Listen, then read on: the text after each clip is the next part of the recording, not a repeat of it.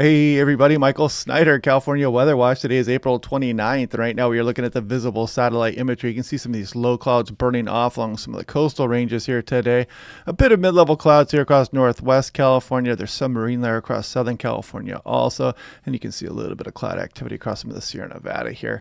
And we'll take a look at the extended forecast coming up here, and we'll take a look at what kind of temperatures we're going to get. We've got some windy conditions rolling into the next couple of days as well. And we'll see if there's any chance of precipitation here as we go through the extended forecast.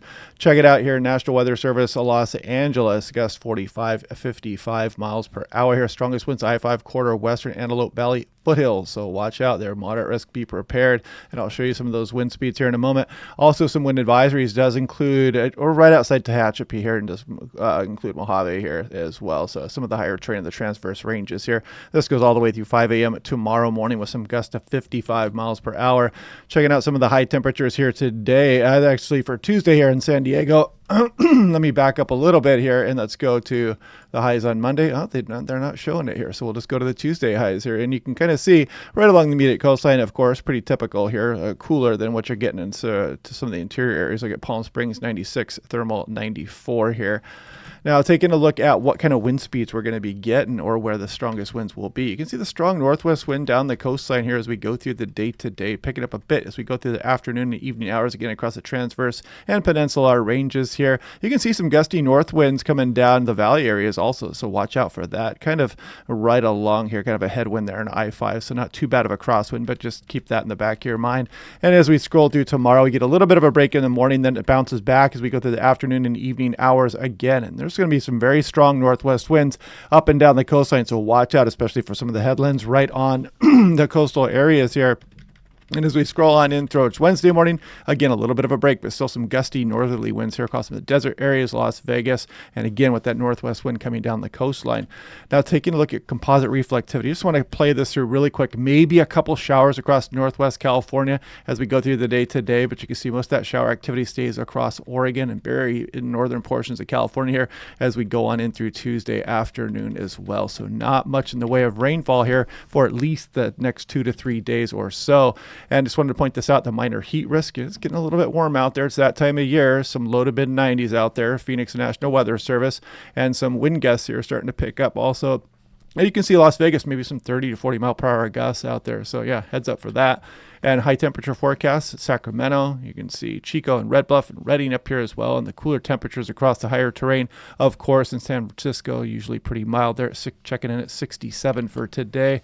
And just a reminder here, it is still in springtime and there is some freezing temperatures expected Tuesday morning. You see Trinity Center maybe down towards 31 degrees, pretty chilly across some of the higher terrain. So watch out for that. Watch out for some frost. Now, taking a look at what's going on here at 18,000 feet, 500 millibars, you can see we're dealing with this trough in here kind of swinging by, but not bringing much in the way of precipitation here. And then we've got another system that's going to try to drop down towards the weekend. And that one's going to suppress temperatures as well. We've been watching that over the next couple of days to see what kind of precipitation chance it's going to have. And I'll show you that map next here in a moment. And you can see no major ridges here. We got these troughs swinging to the Pacific Northwest.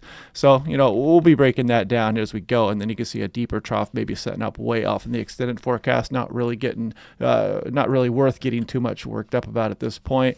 If we take a look here, this is 6-hour precipitation. There's like the low pressure system moving into the Pacific Northwest here, and you can see most of that shower activity remaining north of the state for the most part. But as we go through Friday night, just in time for Friday night, Saturday morning here, this system could bring some precipitation down here for some in Northern California, maybe Central, maybe even the Bay Area, a little bit of precipitation, and some of the mountainous areas, Sierra Nevada, as we go on in through Sunday morning. And it's even showing a little bit of a signal there for some of Southern California.